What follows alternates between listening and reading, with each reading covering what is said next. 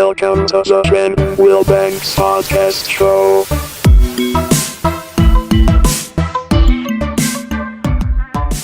What's up, everybody? This is Trenton Wilbanks. Welcome to episode 1 of the Trenton Wilbanks Podcast Show.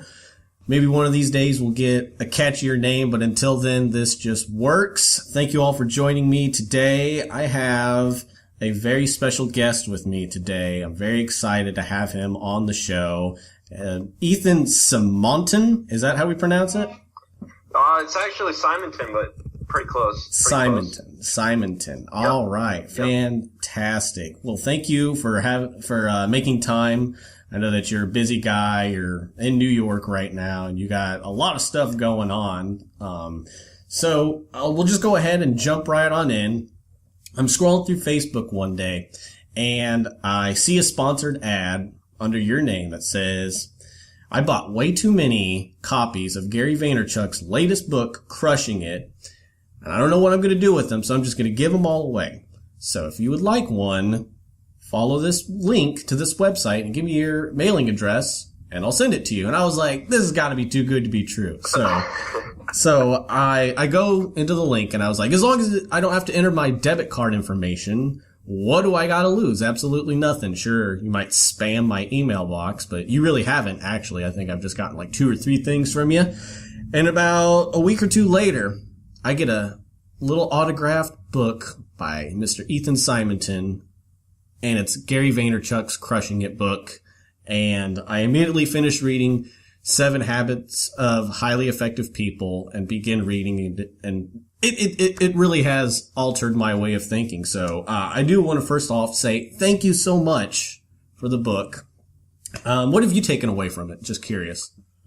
Yeah, I mean, first of all, thanks for having me, and you're certainly very welcome for the book. And as far as the book itself goes, I think what I took away the most from it was the fact that I think it really helps and inspires people to let them know that, you don't have to be a Gary Vaynerchuk or a Lewis Howes or a Gerard Adams to just start working on your social media.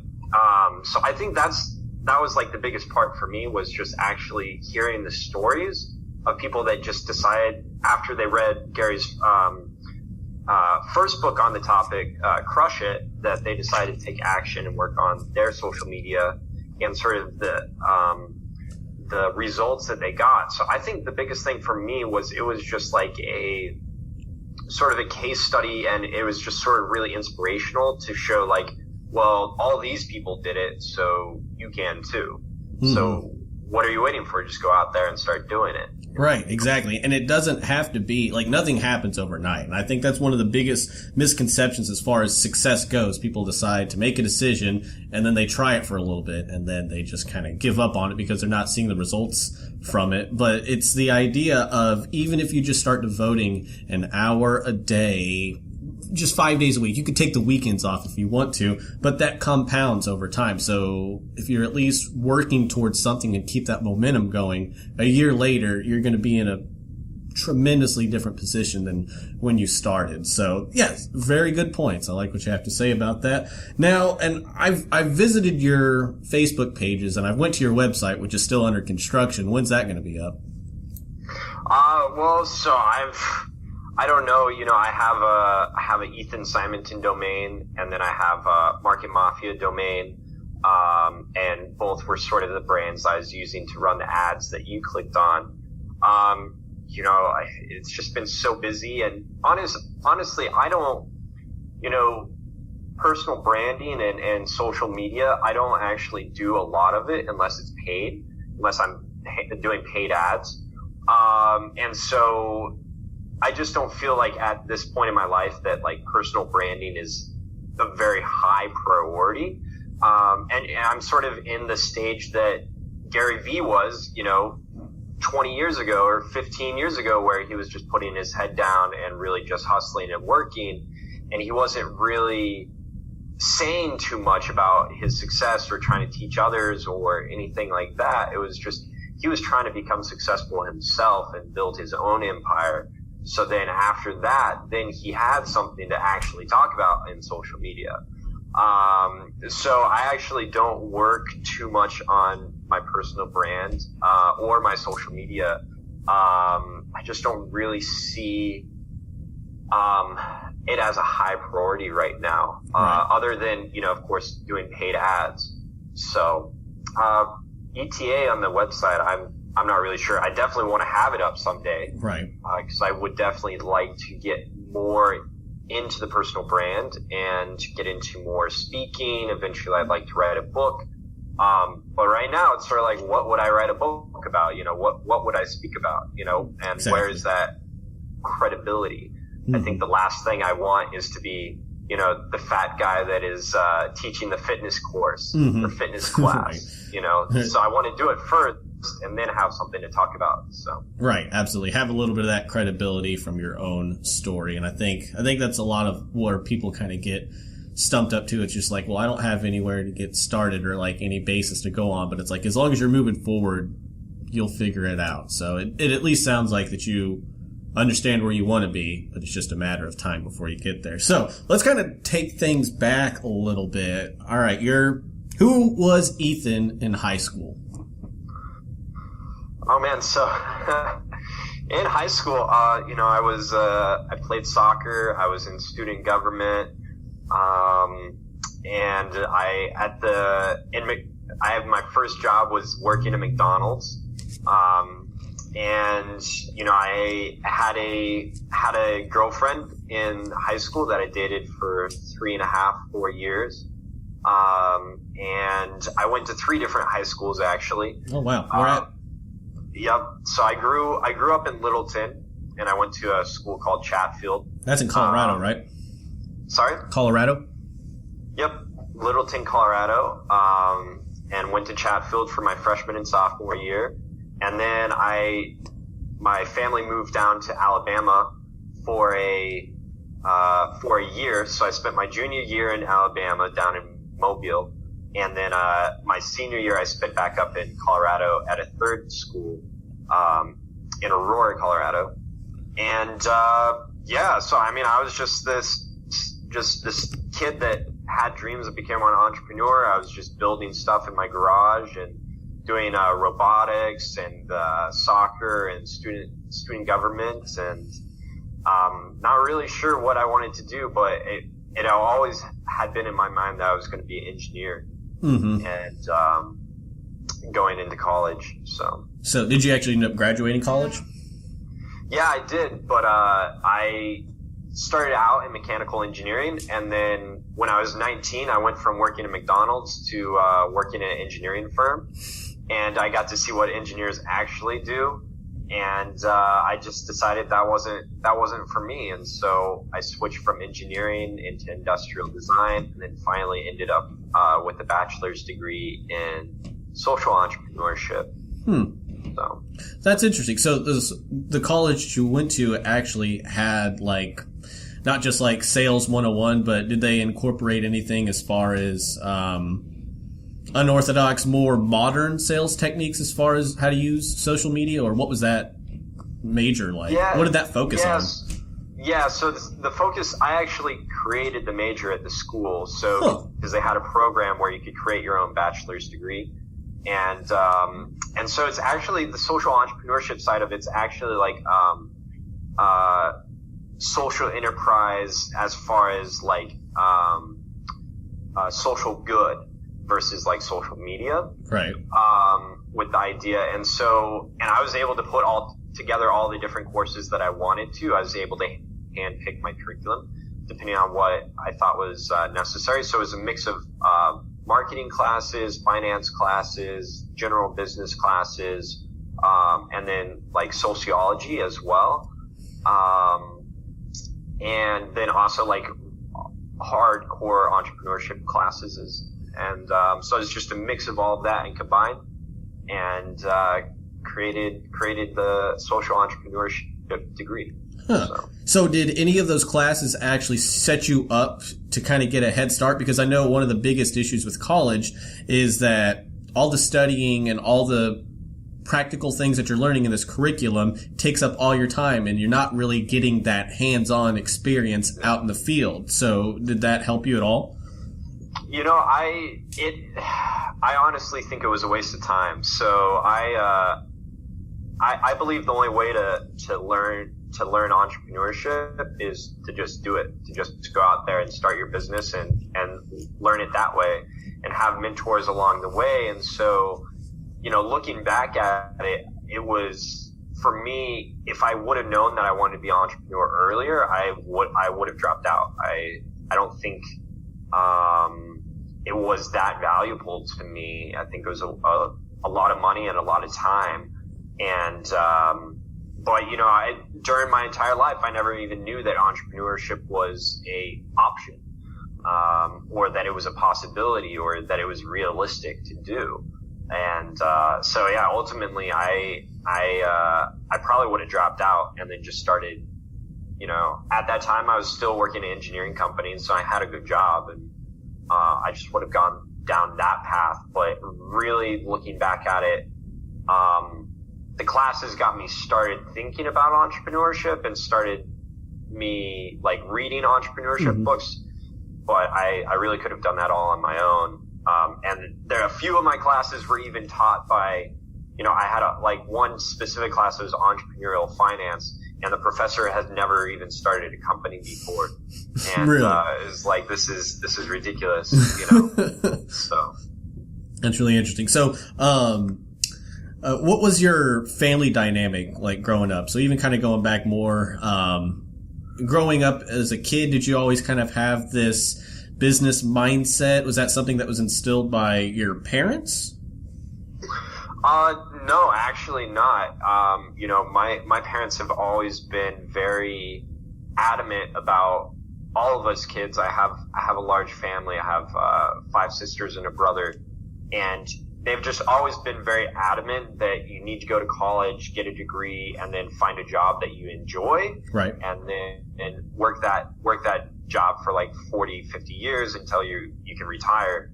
So it was never really instilled by my direct family. I do have some relatives, an uncle that has been entrepreneurial in the past, and I'm very similar to him in that way. But it was really never a big thing growing up in the family dynamic. It was something that I just had to discover on my own and sort of dive into it on my own. You know, once I started thinking for myself and having my own ideas and reading books, is when it started to really come into play. Mm-hmm. Were you ever like a natural born salesperson growing up? I know for me, it wasn't until kind of going through this whole self-development craze that I kind of realized, you know what, whenever I was younger, it was like, I've never been a shy person. I'm very extroverted. But me personally, growing up in like the cafeteria was one of the ways I would acquire money by anything that I didn't eat. I would go off, like I wouldn't have anything to start with except food that the school gave me. And then I would go just talking to people and turn that into profit. I would, you know, sometimes walk out of there with $1.50 or $2. This wasn't much, but it was able to get me like a soda from the soda machine or something. Did you have any experiences like that? No, actually, you know, on the contrary, I think that I'm one of those entrepreneurs that is being built and building myself versus being born an entrepreneur. You know, I've never really been into sales, and actually I still have a hard time with it. You know, just a few days ago, there were some sales guys on my team that were making sales calls, and I got so uncomfortable I had to like walk away. You know, and so, you know, as I learned more and more about myself, it's more like, okay, well, I know everybody's like, you have to learn sales if you want to be an entrepreneur. I've just learned about myself that I'm better at the marketing side of it. So getting people's attention, and getting leads in.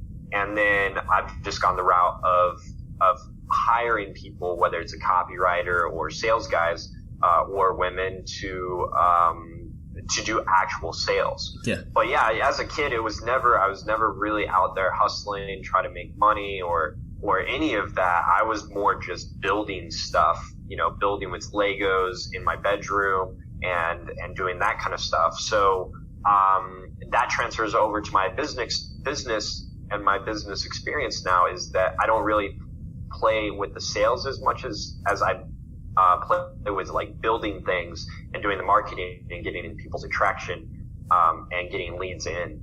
So, did you ever do any contests as far as building things, or like those extreme Lego competitions where they make sculptures out of whatever? Did you ever do anything like that? Yeah, so I think it was my 10th birthday, they had a Lego competition at a professional soccer game. And so I built at the time there was a soccer player that played in Colorado, and his name was Balboa, and he scored a goal where he did a bicycle kick, and so he jumped up and his feet went over his head. And so I built a Lego model of that, and I ended up getting, I think, second place in the competition. And then at halftime at the professional soccer game, I got to go down on the field and kick penalty kicks. And so that's pretty cool. So that was a really great memory as well. So who won first place, or like what did they do to win? Oh, there was just this kid. I don't know. He must have been. I was 10, so he must have been like, I don't know, 16 or 17. And he just built this gigantic stadium, and it was like it just dwarfed everybody else's. Like everybody just knew that kid was going to win, just because he had spent so much time and he was just older and all that kind of stuff. Right. He just killed it. So did you have any help doing it, or was it all you taking it on yourself independently? Yeah, no, it was all me, and that is sort of, my MO is that traditionally and historically it's been, me taking on projects by myself, and sort of whenever I had to work in groups or teams, then I always like just hated doing that. And so it was never something that I looked forward to. I always really just like to do things myself and get in there and do everything and make it, because I know I can always rely on myself to come through. And if something screws up, I know it's my fault. Yeah. So that makes sense. So at that age, you're building Legos, you do a little bit of sports. People are you get ready to transition to high school in a couple of years. What are you thinking that you're going to be when you grow up at that age? Yeah, for sure. So it was always engineering. It was, Okay. I always wanted to be a mechanical engineer. And I transitioned from Legos to radio control cars. And that is still and was a huge passion of mine. And so my goal was to go get a mechanical engineering degree, move out to Southern California, and start working as a engineer designing radio controlled cars, and then racing them as well. People don't know, but actually radio control cars is a huge hobby and sport that people do professionally as a profession. They travel all over the world and attend events and race RC cars for a living. So really? I didn't know that. So that was the path that I was going down. Huh. Interesting. So you get out of high school, and is that still your plan, or at what point did that whole path go in a different direction? So that path was once I even got to college. It was my first year in college, and I was really struggling through my calculus classes and my physics classes and my chemistry classes. And I would go to work at the engineering firm that I was working at every day, and I'd be like, man, guys, I'd be talking to these engineers that have been doing this for 20 years, and I'd be like, man, I'm really struggling in my calculus classes, and they just look at me and, they're like, yeah, well, we haven't used calculus since college.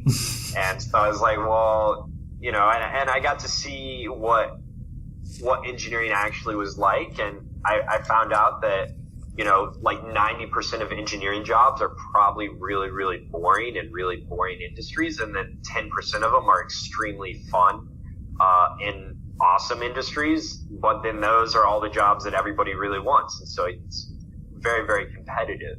even to get a boring engineering job, it's hard, but to get an exciting one's even harder. And, so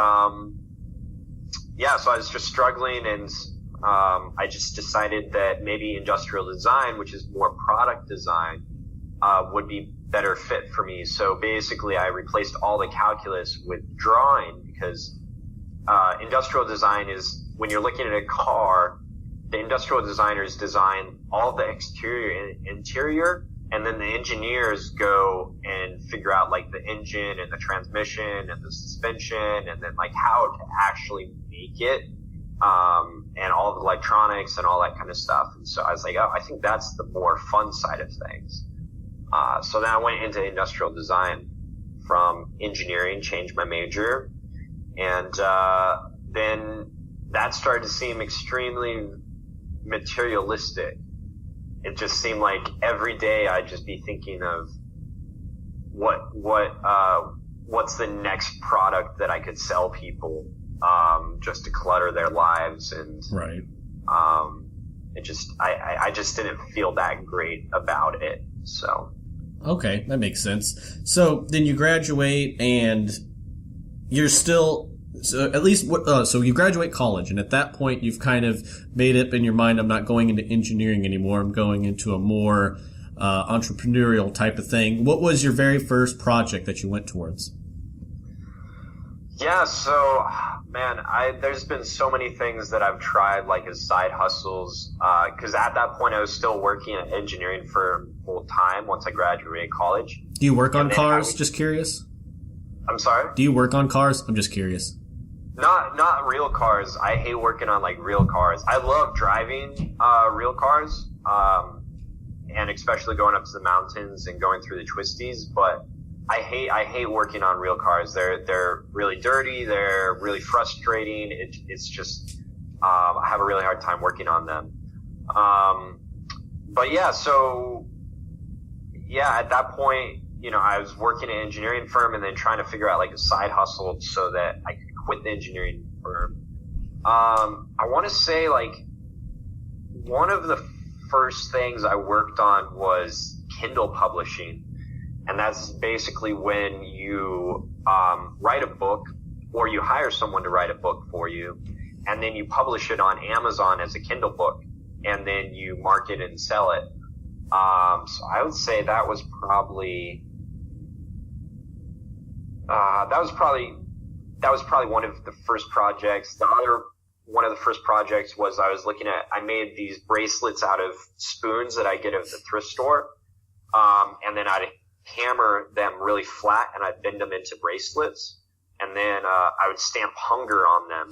And the idea was I was going to start selling them and giving the profits to help feed people that were hungry. So that was another thing that I worked on. And what year is this that you're doing all of this? Yeah, so the bracelets was during college. The Kindle publishing was right after I graduated college, and I had my day job. I was trying to figure out like some side hustles to work on, and I remember, yeah, Kindle publishing was definitely one of the first ones that I tried. I don't really remember other side hustles beyond that at that time. Mm-hmm. So. All right, I meant years like 2009, 2002, but that's interesting as well. Yeah, the years, I'm 25, so this was, let's see, I graduated in 2011, so this would have been like maybe 2012, 2013, perhaps. Wait, no, I graduated high school in 2011, graduated college, I believe, in 2014, so this would have been, 2014, 2015 time period, mm-hmm. So not that long ago. Okay. I think, yeah. Okay, so then you get out of the side hustle game, or you get out of like the Kindle and the spoons, and then at what point do you start making all these crazy road trips and you're going all over the country? When does that start happening? Yeah, so that was, so I graduated college. I had a year of where I lived in Denver. I had the really nice, cushy office job. I was living the bachelor like life where, you know, I was driving the BMW. I had a brand new apartment. But I really just didn't enjoy my job. And I wanted to move. Like, I wanted to move to Southern California specifically. And I was fortunate by that time that I had enough of a resume to build up where I was able to get a position doing CAD drafting remotely.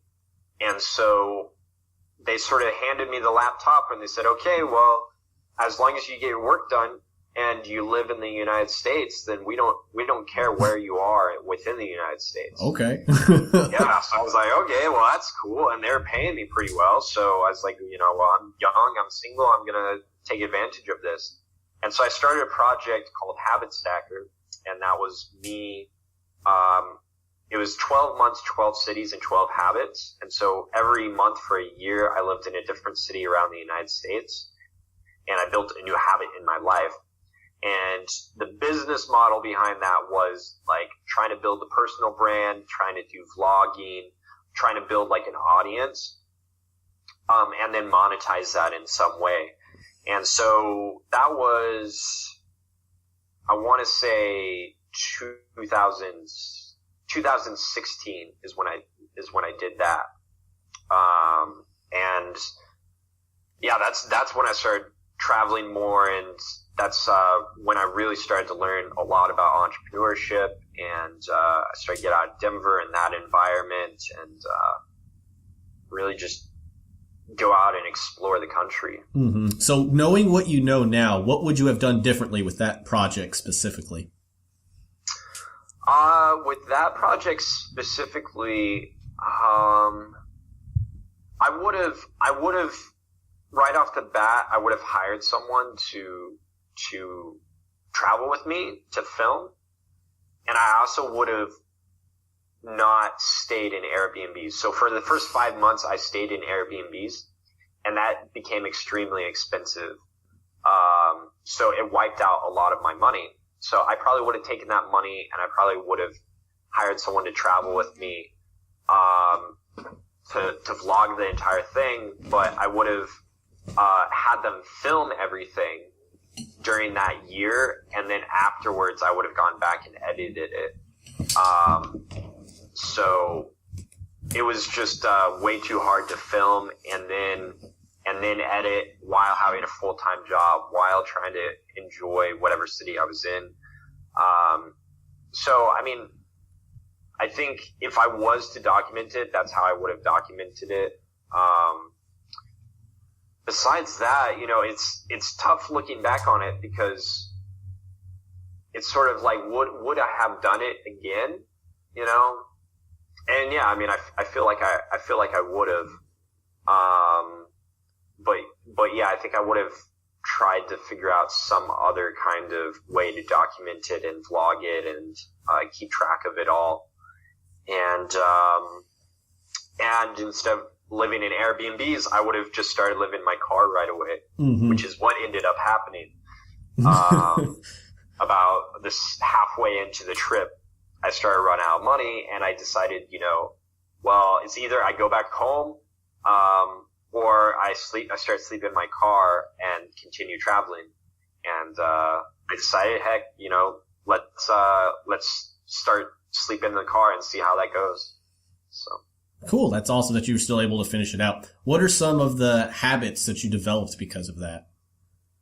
Yeah, so some of the habits, I mean, the biggest, most important one that I learned about was gratitude.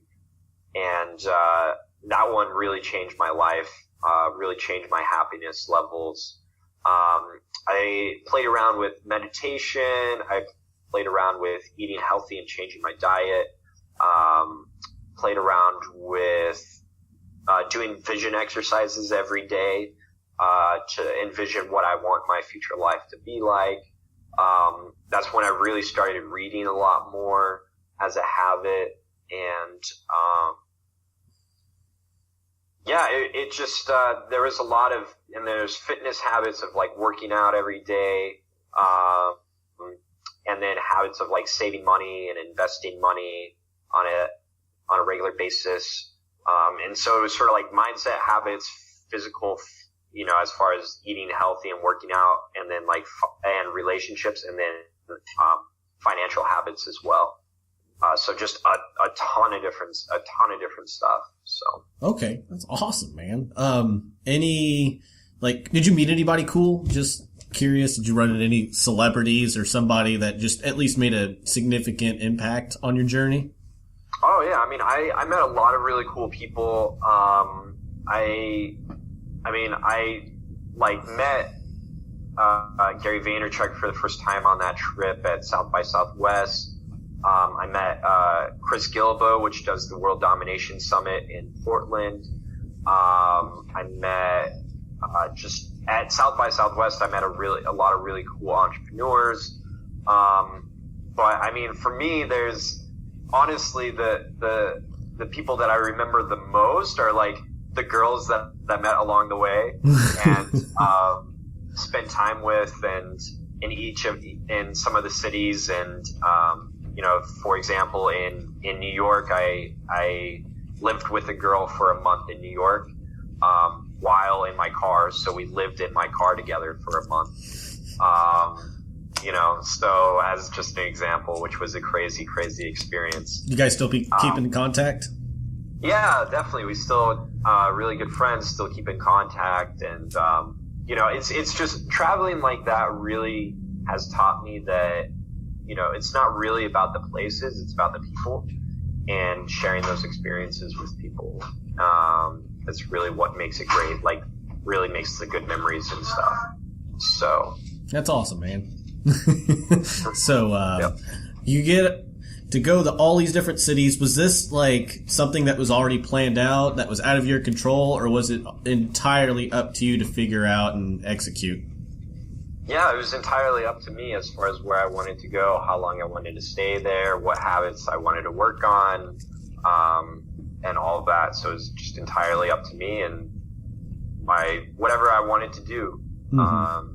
But I did plan it out as far as like, okay, this month I'm going to be here, this month I'm going to be here. And I planned those, a few months ahead of time. What determined the selection of the cities you visited? It's really just wherever I wanted to go, and also dependent on the events. So I scheduled certain cities in certain months depending on the events. So I was in Austin for South by Southwest.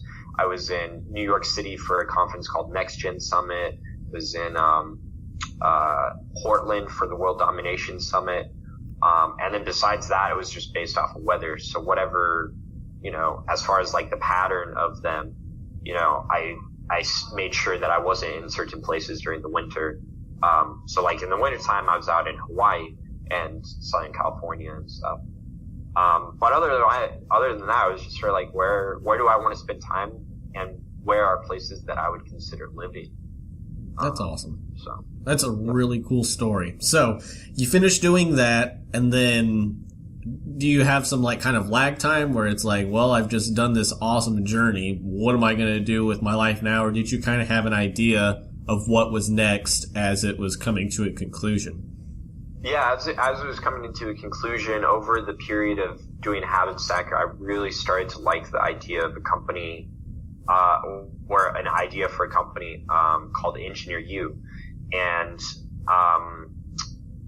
so once the trip concluded, I had figured out like, okay, well, I'm sort of tired of traveling. I want to set some roots and sort of set up a home base. And it was like, by that time I'd been to most places in the country. So I decided, okay, well, I'll either go back to Denver or I'll give Southern California a try. And so I moved to San Diego, decided that I would start Engineer You, which the idea behind that was basically providing the practical knowledge that engineers need, and basically bringing engineers out of the industry with a lot of experience and knowledge and expertise, and putting them on camera and creating really, really practical video courses for engineers, and then creating like a subscription model so that people would get access to it. So it'd be sort of like the same concept of what people have done with Code Academy and computer science and coding, except for like electrical engineers and mechanical engineers and computer science engineers, or not computer science, chemical engineers and civil engineers. And so at the end of the trip, I decided I'm going to move to San Diego. I'm going to start this business. And I'm also going to be doing my consulting as a CAD drafter remotely as I build the business. So. Are you still doing both of those projects? Oh no, it's completely different actually. So that was 2017 that I moved to San Diego, and then towards the end of 2017, I actually stopped both of those, and it got to the point where I really wanted to stop doing consulting and engineering, and it was sort of like, well, if I stop doing consulting, then I can do whatever I want. And so it was like, well, I've spent all this time trying to get out of the engineering industry, and my job at Engineer U would be bring people into the engineering industry. And so I just decided that I didn't want to work on Engineer U, and I didn't want to do consulting. I wanted to get out of the engineering industry completely. And so now I'm working on like completely different stuff, which is good. It's exciting. So, yeah. What did 2017 look like? Like, what were some kind of the struggles you went through as far as doing Engineering U and then CAD something? I don't remember the quite name of it. Yeah, so I mean, 2017 looked like me moving to San Diego, really falling in love with it, and then just cutting down my expenses to pay off some of the debt from the Habit Stacker project that I accumulated, and getting myself prepared to be able to quit consulting. And, for the first, 5 or 6 months, I was working on Engineer U on the side, and then doing my consulting. And then the idea was to quit consulting so I could work on Engineer U full time. And so for about the 6 months in San Diego, I was living in someone's living room. I had a couple roommates, and I lived in the living room for super cheap rent. And then towards the end of 2017 is when I decided that I really wanted to quit consulting. And so I started saving up money for runway for Engineer U so I could quit. And my goal at the end of 2017 was to quit consulting. And towards the end, there was about 3 months left in 2017, and my roommate's lease was up, and so they moved out. And so I decided I was trying to figure out how to save money. And so I started sleeping out in a park in San Diego, and so that I didn't have to pay rent or utilities, and I could put that money into savings and put it into Engineer U. And so then at the conclusion of 2017, I had paid off all my debt. I had saved up about $25,000, and then I quit consulting to work. At that time, it was all about Engineer U, but then when I was doing Engineer U, I discovered I would do research and do what they call funnel hacking. And so I'd go on Facebook and look at everybody's sales funnels and ads and all the software they're using. And I discovered that I was really interested, and I had a lot of passion in that. And so that's when I started to sort of pivot away from Engineer U into Market Mafia. That's awesome. So what is Market Mafia? So basically, Market Mafia was meant to be basically a community and a platform to educate and inspire marketers and entrepreneurs. And so as I was building it into a really tight-knit community of a mafia, and I was really just trying to take all of the knowledge that I was learning through funnel hacking and learning about the different softwares and help other people with that and give that knowledge away to them. When I was going through people's funnels, it's like, man, this is some really valuable information. I bet other people could use this information. And I, previously with Engineer U, I had planned everything out for about 2 years, but I never executed anything. Whereas Market Mafia, it was just like, okay, I'm doing Market Mafia. Here's sort of an idea. Here's the business model. Let's start testing stuff. And people would ask me, what's the long-term vision for it? And it's like, well, I don't really know. Who knows, like, where this will take me? It's just I'm just moving very quickly, testing ads, testing sales funnels, testing email marketing, getting just acclimated to all of that in the marketplace. And, yeah. That's awesome. Have you figured out what you're doing with it yet? No, actually, I've taken another pivot in my life because Market Mafia and the ads that I ran and the book promotion that I ran, for Market Mafia has taken me down like entirely.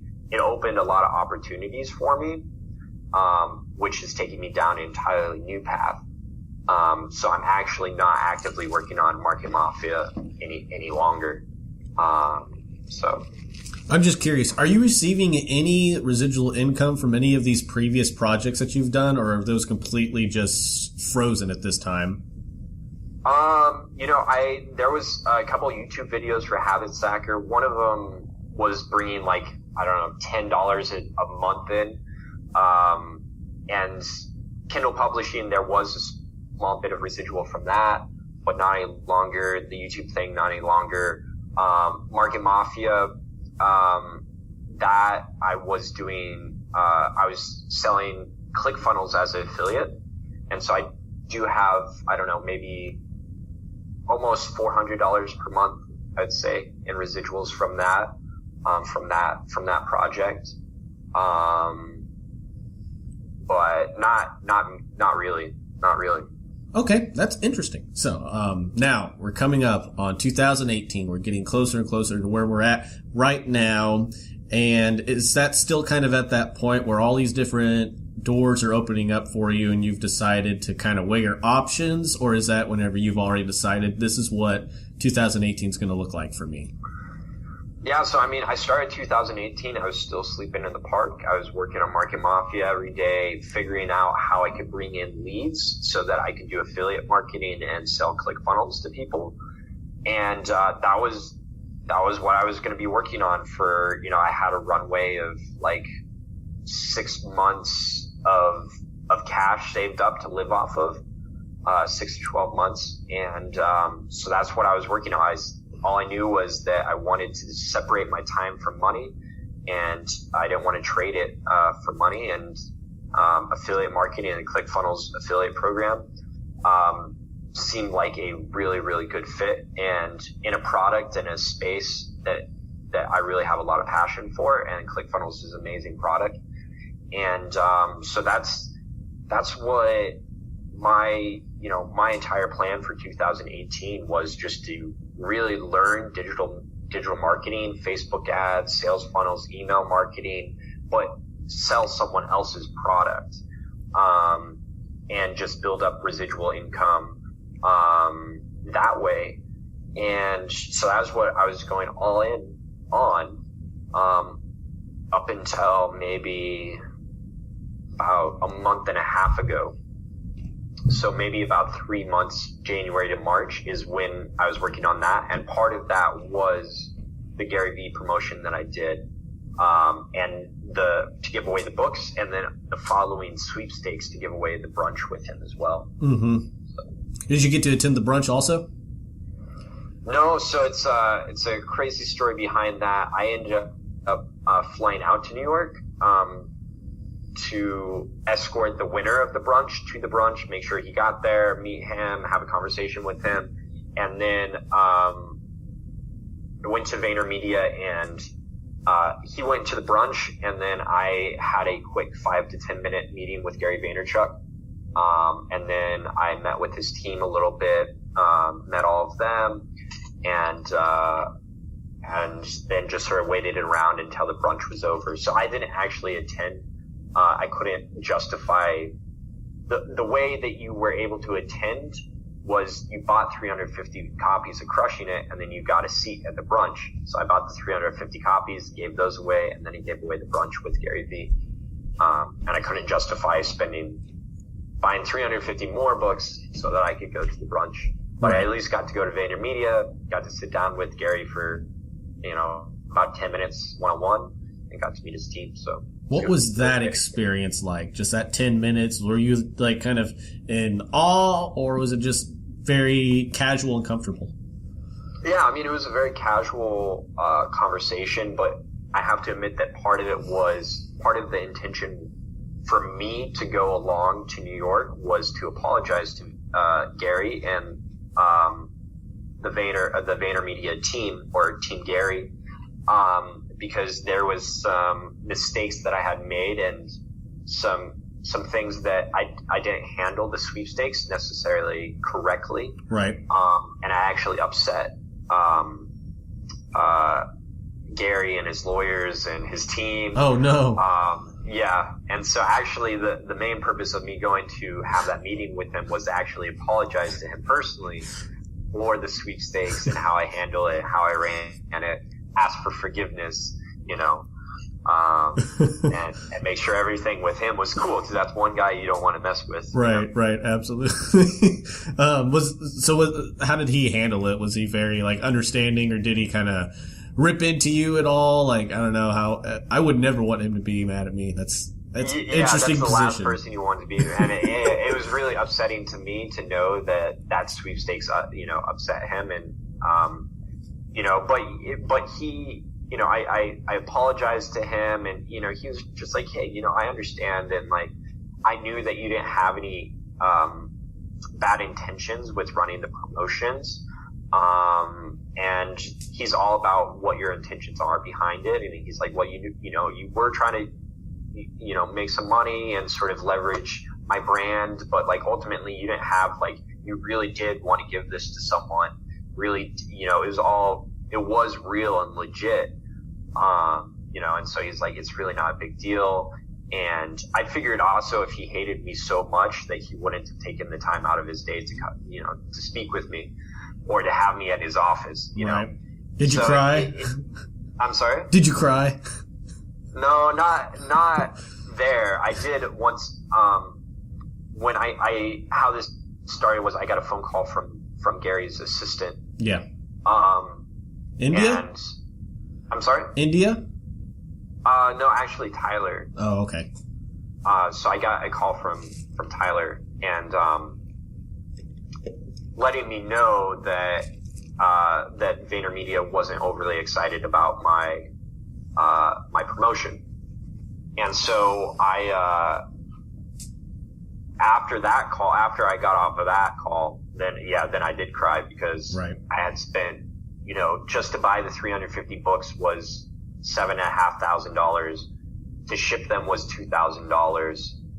All the marketing that I had done, all the ads and all that kind of stuff, between all of that and all the prizes and the flight to go out there, I probably spent about $15,000. Mm-hmm. And also the last person, I look up to Gary Vee. I see him as a virtual mentor. He's like the last guy that I would ever want to upset.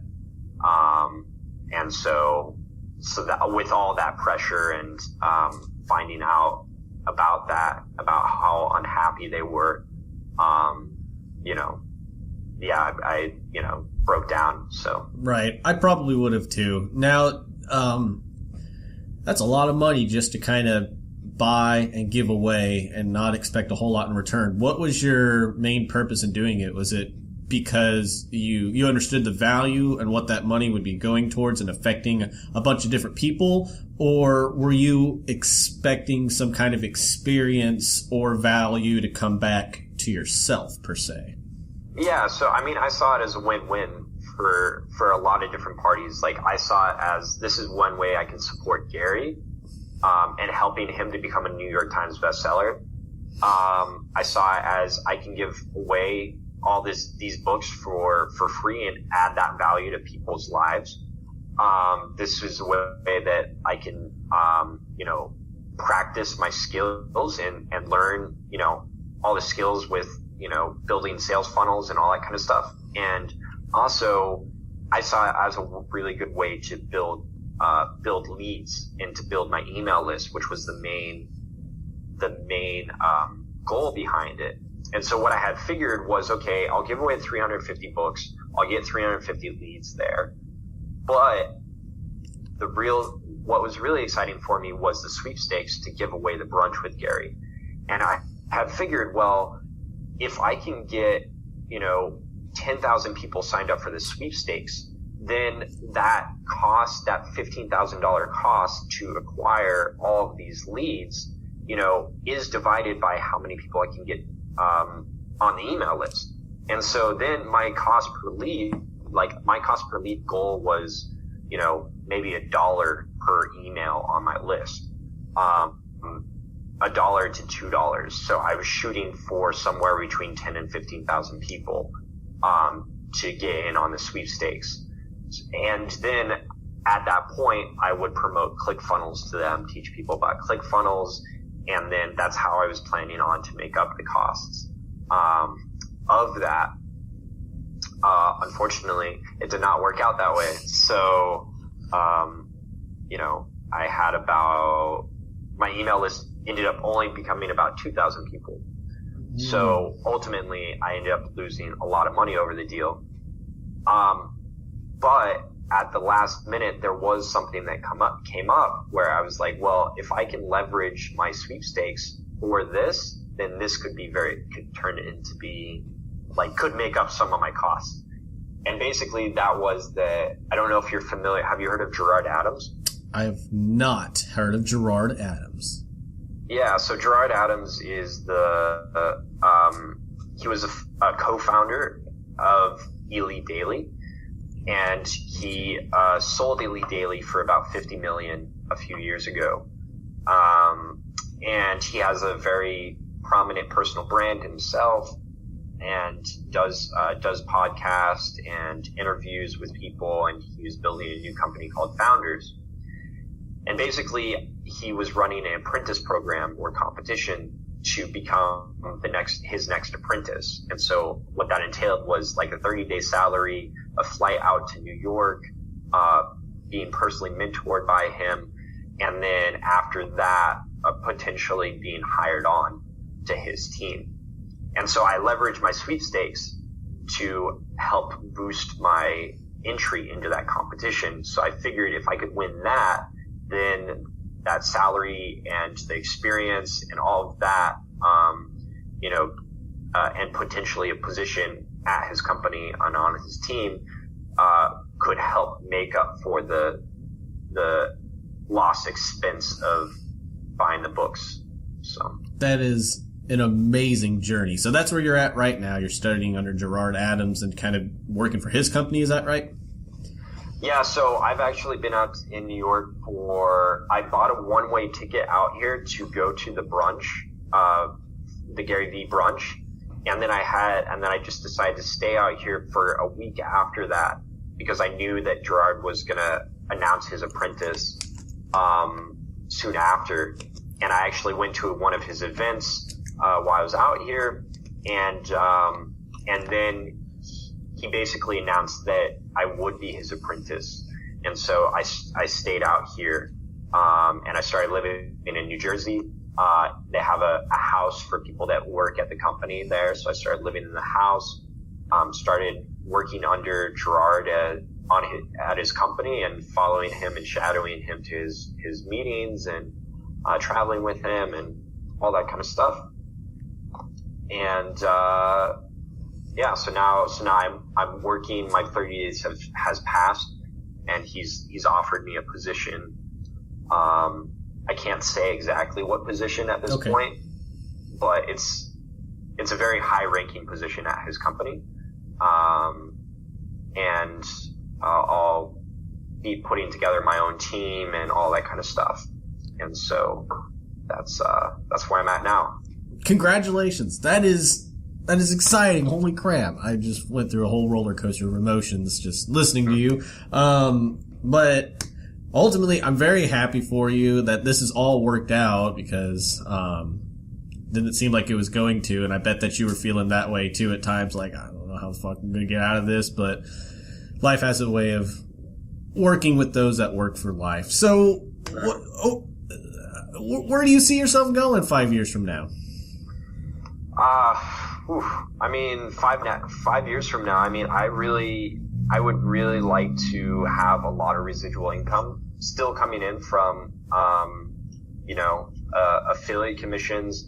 It may mean that I stay working at Founders and sort of in a leadership position, but also building my residual income through affiliate marketing, getting into personal branding in 5 years as far as branding my entire story and writing a book and having my personal brand and all that kind of stuff. Doing a lot. I would really like to get into public speaking more. And so let's see, 5 years I'll be about 30. And so yeah, it's really exciting for me. I hope to be bi-coastal, so be spending time out in New York and also in San Diego. My position at Founders is going to be remote, so I can live anywhere in the world that I would like. I'll continue to be mentored by Gerard on a personal level on a regular basis, really get to know his network and his friends, and just super excited to move forward and for all the opportunities, and really happy to be out of the engineering industry and really into marketing now. That's amazing. Has anybody else from any of the promotions that you've done with Gary's book reached out to you in any way? Do you keep in contact with anybody from that? Yeah, so I met one of the people in San Diego. He went to a conference, and so I met up with him, stay in contact a little bit with him. There's been a lot of people that have reached out to me, thanking me for the book, posting on their social media pictures of the book, and just the response was really overwhelming as far as how grateful people were for that value. And of course now, here I am on your podcast, and it's just been amazing. And it's something that I'm really trying to focus on when I'm doing marketing, is really putting the personal touch into marketing and doing things that are unexpected, that go above and beyond people's expectations. Mm-hmm. But really putting that personal touch into it, similar to how I hand wrote in all of the books.